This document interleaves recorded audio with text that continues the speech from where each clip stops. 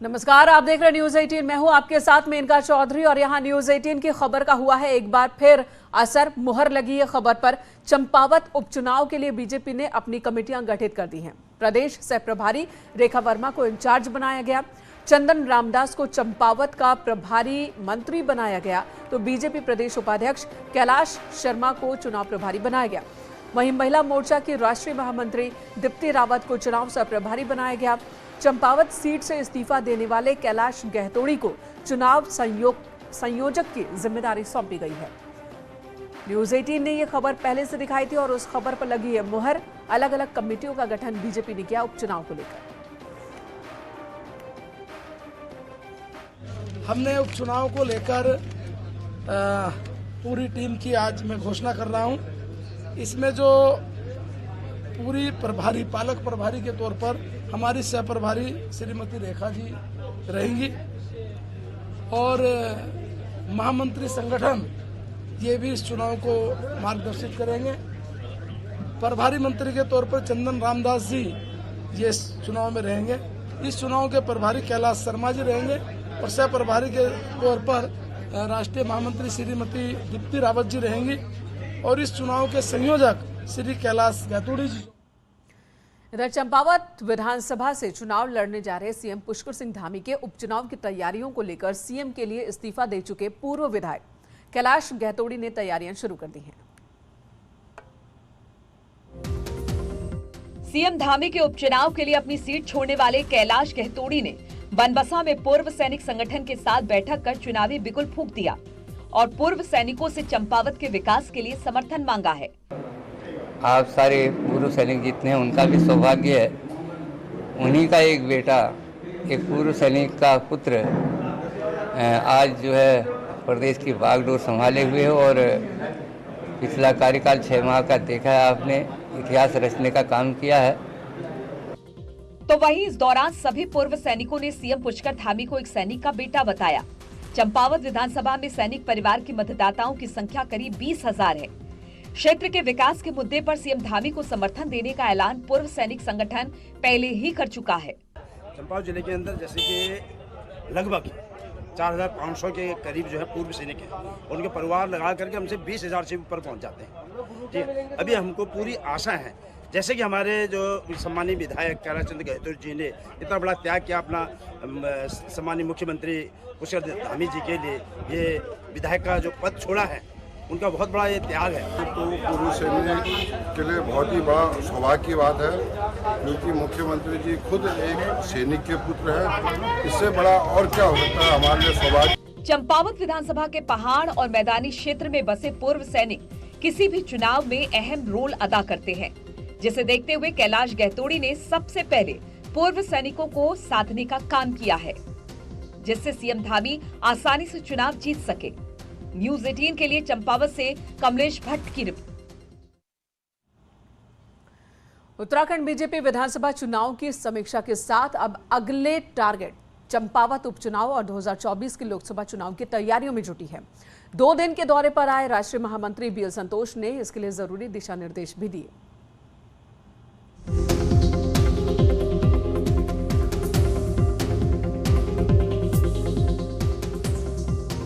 रविवार को बीएल संतोष ने बैक टू बैक 3 मीटिंग ली। 2022 के विधानसभा चुनाव में हारी हुई सीटों के उम्मीदवारों से बीएल संतोष ने 1-to-1 बातचीत की। कई ने भितरघात का मामला उठाया और ऐसे लोगों पर कार्रवाई की मांग की जिनके कारण पार्टी को नुकसान हुआ। बीएल संतोष ने आश्वस्त किया है कि ऐसे लोगों पर जरूर एक्शन लिया जाएगा। उन्होंने हारे हुए सभी उम्मीदवारों से कहा है कि आज भी वो उस क्षेत्र के पार्टी के विधायक हैं और लोकसभा चुनाव में ऐसी सभी सीटों पर जीत दिलाना ही उनका अगला लक्ष्य होना चाहिए। वो सारी बातें संगठन के महामंत्री हमारे आए तो उनके समक्ष हमने रख दी है। जिन जिन लोगों ने पार्टी के साथ इस तरह से किया वो भी बता दिया है और दूसरा एक विशेष वर्ग जो है वो एक जगह इकट्ठा होने के कारण हमें पराजय के सामने करना। लोग इस तरह के कार्यों में लिप्त होते हैं कि भीतरघात करें या खुला घात करें या पार्टी विरोधी कामों में लगे तो उनको भी चिन्हित कर किया जाता है और कोशिश की जाती है उनको सुधारा जाए और नहीं सुधरेंगे तो उनको एक्शन लिया जाए। उम्मीद है सर कुछ एक्शन होगा जिन लोगों ने? पूरी उम्मीद है क्योंकि आज जिन तेवरों में हमारे राष्ट्रीय नेतृत्व ने आज यहाँ बैठक ली है और हर बात सुनी है तो उन्होंने इसके संकेत दिए हैं कि निश्चित रूप से ऐसे लोगों पर कार्रवाई भी होगी। पार्टी के प्रदेश पदाधिकारियों और जिलाध्यक्षों की मीटिंग में अब तक के कामकाज की समीक्षा की गई। अगले 1 महीने का टारगेट देते हुए कहा गया है कि चंपावत उपचुनाव को भारी बहुमत के साथ जिताना ही अगला लक्ष्य होना चाहिए। राज्य सरकार ने इस 1 महीने में क्या क्या काम किए हैं, मई महीने में पार्टी इसके लिए स्पेशल ड्राइव चलाएगी। साथ ही पार्टी पदाधिकारियों से कहा गया है कि सरकार की नीतियों को घर घर तक पहुंचाया जाए। और जो हमारा मैनिफेस्टो वो हमारा गीता है, इस आधार पर हम अगले दिनों में काम करना प्रारंभ किएंगे। 1 महीने में जो सरकार ने अच्छे काम किए, मई के महीने में एक बड़ा 15 दिन का जनसंपर्क अभियान लेकर सभी घरों में उन सारे कामों को हम लोग एक जनसंपर्क अभियान के माध्यम से संपर्क करके बताने जा रहे हैं। बीएल संतोष ने पार्टी कार्यकर्ताओं से चुनाव के दौरान के अनुभव भी सुने और अपने कार्यकर्ताओं की पीठ थपथपाई और कहा कि बीजेपी की जीत के पीछे पार्टी कार्यकर्ताओं की कड़ी मेहनत है। न्यूज़ 18 के लिए देहरादून से सुनील नवप्रभात की रिपोर्ट।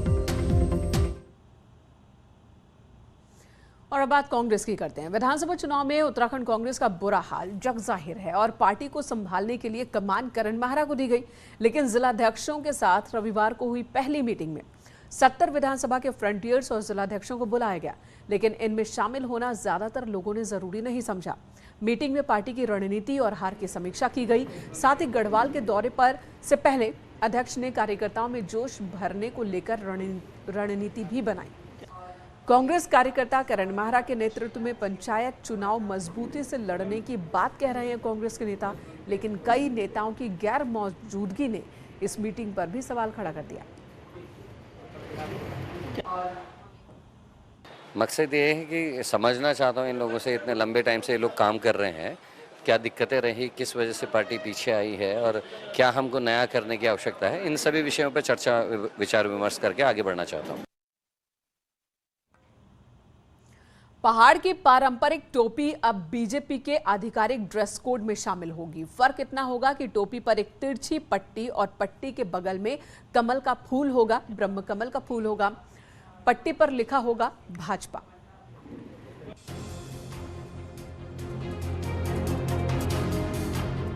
छब्बीस जनवरी को प्रधानमंत्री नरेंद्र मोदी सबसे पहले पहाड़ी टोपी पहने हुए नजर आए थे। मैरून कलर की इस टोपी पर तिरछी पट्टी के साथ ही उत्तराखंड का राज्य पुष्प ब्रह्म कमल बना हुआ था। इसके बाद पहाड़ी टोपी मशहूर हो गई। उत्तराखंड से लेकर देश के कई राज्यों में बीजेपी नेता ऐसी टोपी पहने नजर आने लगे। बीजेपी ने अब इस टोपी को अपने ऑफिशियल ड्रेस कोड में शामिल कर लिया है। अब तक बीजेपी कार्यकर्ता पार्टी का पटका पहना करते थे, अब भगवा कलर की टोपी भी होगी। पहाड़ी टोपी हमारी बहुत लंबे समय से उत्तराखंड की पहचान रही है। उस पहचान को और अधिक लोकप्रिय करने का, उसको जन जन तक पहुंचाने का काम नरेंद्र भाई मोदी जी ने भी किया और आज भारतीय जनता पार्टी का प्रत्येक कार्यकर्ता भगवा टोपी पहनकर अपने कार्यक्रमों में शिरकत कर रहा है और उसको लोग भी बहुत पसंद कर रहे हैं और उसको बहुत व्यापक उसको लोकप्रियता भी मिल रही है। बीजेपी की ये ऑफिशियल पहाड़ी टोपी अब भगवा कलर की होगी। टोपी पर तिरछी पट्टी में भाजपा लिखा हुआ है और पट्टी के बगल में अब ब्रह्म कमल की जगह कमल का फूल कर दिया गया है। कमल का फूल बीजेपी का चुनाव निशान है। भगवा रंग में भी उसी प्रकार का टोपी का जो आकार और उसमें कमल लगा हुआ, वो भी एक भारतीय जनता पार्टी ने शुरू किया, प्रारंभ किया अपनी एक हमारी एक पहचान। और यही नहीं तो एक हमारा पूरी तरह वेश कह सकता हूँ, वेश के रूप में हमने शुरू किया। मैंने प्रधानमंत्री मोदी जी ने उसको शुरू करते हुए और पूरा संगठन ने उसको आगे बढ़ाने काम किया है। 4 साल पहले मसूरी से ही पहाड़ की ये टोपी प्रधानमंत्री मोदी को भेंट की गई थी। अब ये टोपी देश भर में एक आइकॉन बन चुकी है। बीजेपी ने सभी प्रदेशों में टोपी के नए रंग रूप के सैंपल भेज दिए हैं, जिससे आने वाले समय में बीजेपी का हर कार्यकर्ता भगवा टोपी पहने नजर आएगा।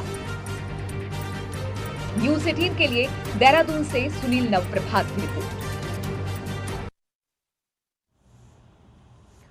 उत्तराखंड के पहाड़ी इलाकों में गर्मी शुरू होने के साथ ही जंगल धधकने लगते हैं। इस बार भी कुछ ऐसा ही हो रहा है। हालात ये है कि अब तक कुमाऊं के नॉर्थ रेंज में 768 हेक्टेयर जंगल खाक हो चुके हैं।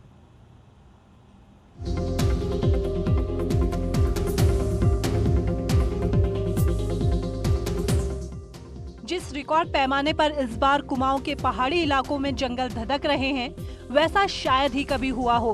कुमाऊं के 4 पहाड़ी जिले अल्मोड़ा, पिथौरागढ़, बागेश्वर और चंपावत में अब तक 430 घटनाएं आग लगने की हो चुकी हैं, जिनमें आरक्षित वनों में 294 बार जबकि सिविल वनों में 137 बार आग लग चुकी है। यही नहीं, आग लगने से 21,89,000 का नुकसान भी हो चुका है।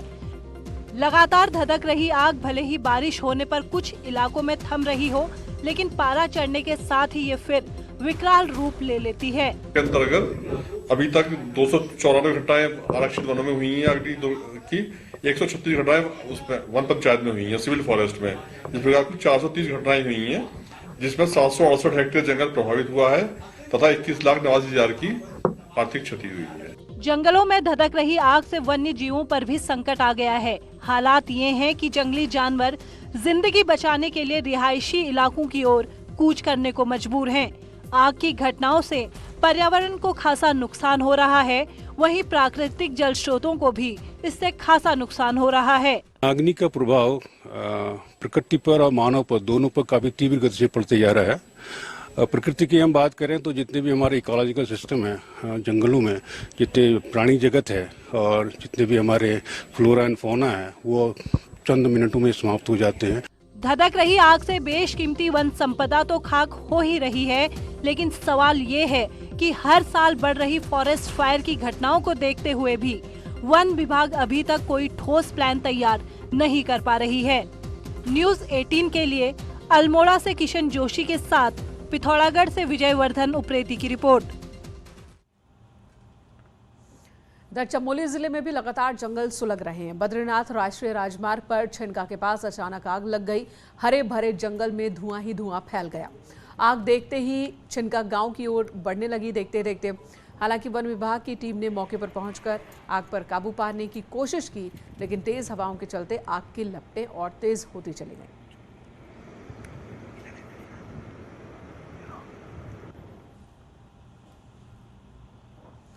नैनीताल में भी लगातार जंगलों की आग वन विभाग के लिए मुसीबत का सबब बन गई है। पिछले एक हफ्ते से हालात ये हैं कि नैनीताल वन प्रभाग के जंगल अलग अलग स्थानों पर धधक रहे हैं और वन विभाग की टीमें कई स्थानों तक पहुंच भी नहीं पा रही।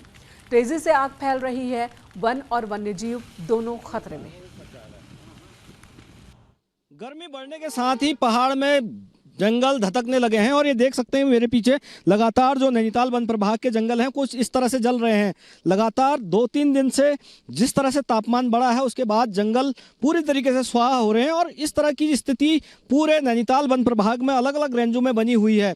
जो आग लग रही है इससे बहुत बड़ा खतरा जो वाइल्ड लाइफ है उसको हो रहा है। पक्षियों के जो घोंसले हैं वो जल रहे हैं। इसके अलावा जो वन्य जीव हैं, चाहे वो सांप हो या जो लेपर्ड हैं, वो आबादी की ओर आ रहे हैं। तो ये कहा जा सकता है एक पूरी खाद्य चैन जो है उस पर पूरी तरीके से खतरा माना जा सकता है कि लेकिन जिस तरह से लगातार 2-3 दिनों से वनाग्नि की घटनाएं बढ़ी हैं और जो तापमान बढ़ा है उससे लगातार जो पहाड़ के जंगल हैं उन पर बहुत बड़ा खतरा है। हालांकि जिस तरह से वन विभाग लगातार ये बात कहता आ रहा है कि आग बुझाने के प्रयास हो रहे हैं, तमाम इलाकों में लोगों को लगाया गया है, संविदा पर लोगों को लगाया गया है, इसके अलावा ड्रोन से निगरानी हो रही है और आग बुझाने के लिए तमाम अलग अलग स्थानों पर फाइटर टीमें जो हैं वो काम कर रही हैं। जब हम धरातल पर या ग्राउंड जीरो पर आ रहे हैं तो वहां पर इस तरह की व्यवस्थाएं कहीं भी नहीं दिख रही हैं।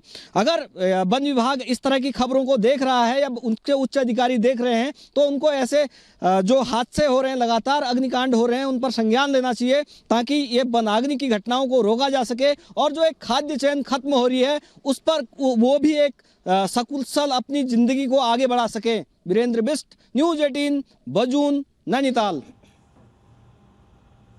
उत्तरकाशी के टोंस वन प्रभाग, अपर यमुना और उत्तरकाशी वन प्रभाग में लगातार आग की घटना से वन संपदा जलकर खाक हो रही है। उत्तरकाशी में 88% क्षेत्रफल में जंगल क्षेत्र है। टोंस वन प्रभाग और अपर यमुना वन प्रभाग के जंगल पिछले 2 महीने से लगातार धधक रहे हैं। हालात ये है कि जंगलों की आग अब बांज, बुरांश समेत कई कीमती प्रजाति को नुकसान पहुंचा रही है। प्लान ये है कि हमारे पास हमारा जो सबसे बेसिक ट्रेडिशनल सिस्टम है, जो फायर वॉचर्स हैं हमारे, एवरी क्रूज स्टेशन है, वो नियमित तौर से वहां रहेंगे और नियमित तौर से हम जो है एक तो हम फायर अलर्ट्स पे एक्ट कर रहे हैं कि भैया फायर जो है वो क्या है, कितनी कंट्रोल हुई है, कितनी नहीं हुई है। पेट्रोलिंग करना भी है कि भाई कोई फायर लगा तो नहीं रहा है, और अगर कोई फायर लगाते हुए पाया गया तो उस पे सख्त कार्रवाई होगी, उसका पब्लिक एग्जाम्पल बनाया जाएगा ताकि जो है ये बात क्लियर हो जाए कि ये चीज बिल्कुल बर्दाश्त नहीं होगी। तो हर साल ही इस तरह की बातें होती हैं, इस तरह के दावे होते हैं, लेकिन हर साल ही हजारों की जो हेक्टेयर में वन संपदा है उसका नुकसान होता है। इधर टिहरी के जाखड़ी धार क्षेत्र में 2 दिनों से जंगल धधक रहे हैं, लेकिन वन विभाग लापरवाह बना हुआ है। लाखों की वन संपदा जलकर यहां पर भी खाक हो चुकी है। मामले में डीएफओ का कहना है कि फायर की सूचना पर अधिकारियों कर्मचारियों को मौके पर जाने के निर्देश दिए गए हैं और आग बुझाने की कोशिश भी चल रही है, लेकिन तमाम कोशिशें इन तस्वीरों को देखकर साफ है कि नाकाफी है। हाँ नहीं, ये हमारी जानकारी है। वहाँ पे थोड़ा स्टीपी एरिया है, इसलिए थोड़ी प्रॉब्लम हो रही है। स्टाफ हमारे लगे हुए हैं और जो जानवर दिखाई दे रहे हैं तो स्टाफ को लगाया गया है ताकि गांव में वो न जाने पाए, और पूरी एहतियात बरती गई है ताकि जो जानवर आग के कारण आ रहे हैं वो जंगल में ही रहें। प्रदेशवासियों को कुछ और दिन बिजली की किल्लत से दो चार होना पड़ेगा, जिसका बड़ा कारण है देश में हो रही कोल और गैस की कमी। उत्तराखंड में लगातार बिजली की डिमांड बढ़ रही है। आजकल ये डिमांड 45 मिलियन यूनिट तक पहुंच गई है, जिसके सापेक्ष उत्तराखंड जल विद्युत निगम और केंद्रीय पूल से राज्य को 30 से 32 मिलियन यूनिट बिजली ही उपलब्ध है। यूपीसीएल को हर दिन 14 से 15 मिलियन यूनिट बिजली बाजार से खरीदनी पड़ रही है, और ऐसे में प्रतिदिन यूपीसीएल 15 करोड़ रुपए तक बिजली बाजार से खरीद रहा है। यही वजह कि इंडस्ट्रियल एरिया में 5 से 6 घंटे और ग्रामीण क्षेत्रों में 3 से 4 घंटे की बिजली कटौती की जा रही है। साथ ही नदियों में पानी का स्तर कम होने की वजह से भी जल विद्युत निगम ज्यादा बिजली पैदा नहीं कर पा रहा। हमारी इस समय वर्तमान में 44 मिलियन यूनिट से लेकर 45 मिलियन यूनिट तक पहुंच गई है, जो कि अनप्रेसिडेंटेड है। इससे पहले इन्हीं ईयर्स में पिछले साल 39 मिलियन यूनिट होती थी। 6 मिलियन यूनिट का सर्ज आया है बिकॉज ऑफ गर्मी जल्दी आ गई, बिकॉज ऑफ इंडस्ट्रियल ग्रोथ ज़्यादा आ गया। 14 मिलियन यूनिट के करीब हमारी रिक्वायरमेंट मार्केट से लेने की होती है। चूंकि 7.5 मिलियन यूनिट का जनरेशन हमें नहीं मिल पा रहा है, करीब गैस एग्जॉर्बिटेंटली हाई हो गया, अत्यधिक रूप से रेट बढ़ गए हैं गैस के। कोटद्वार के इंडस्ट्रियल एरिया में 10 से 12 घंटे की इस समय बिजली कटौती हो रही है, तो वहीं कोटद्वार ग्रोथ सेंटर में भी इसी तरह के हालात हैं। बिजली कट होने से सभी फैक्ट्रियों में काम ठप हो चुका है। हर दिन लाखों का नुकसान हो रहा है। हालात ऐसे बन गए कि फैक्ट्री के मजदूरों की तनख्वाह निकालना भी मुश्किल हो रहा है। वहीं कोटद्वार विधायक ऋतु खंडूरी ने कहा कि बिजली संकट दूर कर लिया जाएगा बहुत जल्द। उत्तराखंड ऊर्जा प्रदेश माना जाता है, लेकिन यूपी के अंदर 24 घंटे लाइट मिल रही है उद्योग धंधों को, और हम लोगों को ऊर्जा प्रदेश होने के बाद भी 8 घंटे की लाइट सप्लाई है। 8 घंटे की लाइट सप्लाई में हमें कितना मोटा नुकसान है, क्योंकि हमारे पे बैंक का ब्याज भी होता है, हमें बिजली का पेमेंट भी, फिक्स डिमांड चार्जेस भी पे करना पड़ता है, लेबर को भी पेमेंट करना पड़ता है। अब ये हो गई है ये सिचुएशन, तो मुझे पूरा विश्वास है कि सरकार इसमें तुरंत कुछ ना कुछ एक्शन लेकर कोशिश करेगी कि बिजली जल्द से जल्द सुदृढ़ हो। उत्तराखंड के पहाड़ों पर भी अब इलेक्ट्रिक बस चलती हुई नजर आएंगी। परिवहन मंत्री चंदन रामदास ने कहा कि पेट्रोल डीजल की कीमतें बढ़ रही हैं, लिहाजा राज्य में इलेक्ट्रिक बसें चलाई जाएंगी। लेकिन पहाड़ों पर चार्जिंग पॉइंट्स की दिक्कतें हैं, जिसके लिए उन्होंने सभी अधिकारियों को प्रस्ताव बनाने के निर्देश दिए हैं। केंद्र सरकार की ओर से चार्जिंग पॉइंट के लिए पर्याप्त धनराशि की जानकारी दी गई है, जिसके बाद अब परिवहन मंत्री ने सभी अधिकारियों को चार्जिंग पॉइंट का प्रस्ताव बनाने का प्राथमिकता से इस काम को करने के निर्देश दिए हैं। मगर हमारे वहाँ सबसे ज़्यादा जो दिक्कत है वो चाहे जिले हैं चाहे अन्य स्तर पर चार्जिंग स्टेशन नहीं हैं। मैं सौभाग्यशाली हूँ, भारत सरकार के माननीय मंत्री जी का मेरे पास पत्र आया है और उन्होंने मुझे बताया है कि इस काम के लिए भारत सरकार के पास पर्याप्त धनराशि है, और मैंने विभागों को निर्देश जारी किए हैं कि अधिक से अधिक चार्जिंग स्टेशन विकसित किए जाएं। यहाँ रुकेंगे एक ब्रेक के लिए। खबरों का सिलसिला न्यूज़ 18 पर जारी है।